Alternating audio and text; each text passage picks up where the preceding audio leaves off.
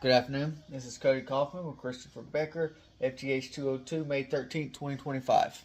Alright, I got the revolver here with the side plate removed. So we're going to be discussing malfunctions in the revolver. So I've taken some notes, wrote them down, got my notes. So here we go. Hand failure. So right here. If the hand fails, it will not rotate. The hand is responsible for rotating the cylinder to align the next chamber with the barrel.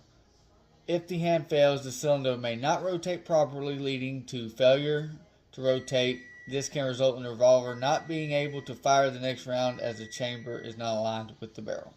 So, okay, next, the sear. Little sear in here. Yeah, right here, sear.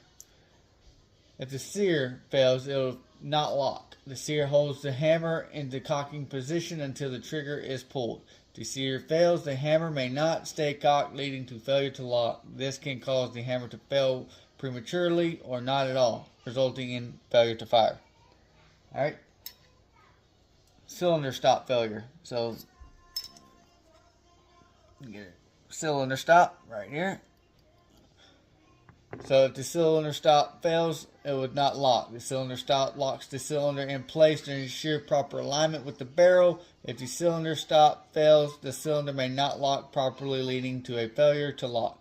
This can cause misalignment of the chamber and barrels, potentially resulting in failure to fire or inaccurate shots. Hammer strut failure. So the hammer strut right here. So if the hammer strut failure to fire, the hammer strut transfers the force from the hammer to the spring to the hammer. If the hammer strut fails, the hammer may not strike the firing pin with enough force, leading to failure to fire. This can result in the primer not being ignited and the round not discharging. So, okay, next part 2, measuring the twist rate. Alright. Tools you'll need a cleaning rod with a tight fitting patch, marker or tape, and a tape measure. Steps to measure the twist rate. Insert the cleaning rod with the patch into the barrel until it engages the rifling. Mark the rod at the muzzle with a marker or tape. Push the rod through the barrel, allowing it to rotate with the rifling. Mark the rod again after one full rotation. Measure the distance between the two marks to determine the twist rate. Importance for measuring the twist rate.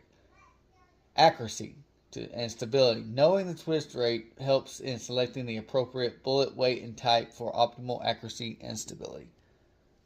Customization. It allows gunsmiths to customize and optimize firearms for specific shooting needs.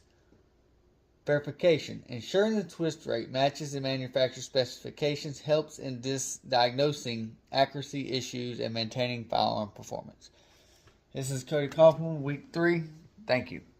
Right now, to demonstrate how to measure it accurately, we have cleaning rod with the tape. We've got the gauze here. Shove it in there. Got it in a vice block. So now we're gonna shove it in, a little bit of force, engage the rifling. Okay, let's move the camera. So it moved about 1/8 of an inch. So then we'll pull this back out. Well, actually, put this back in. Measure.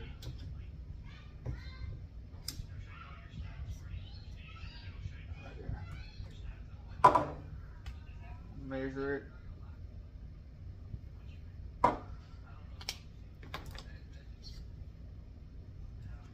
Okay, then you can take your ruler and you want to measure the distance.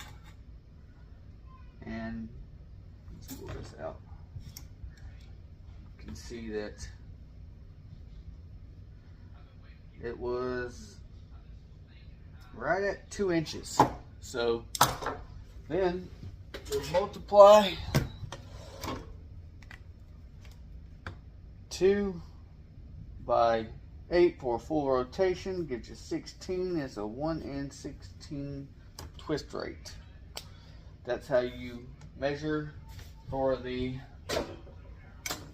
twist rate on the revolver. Thank you.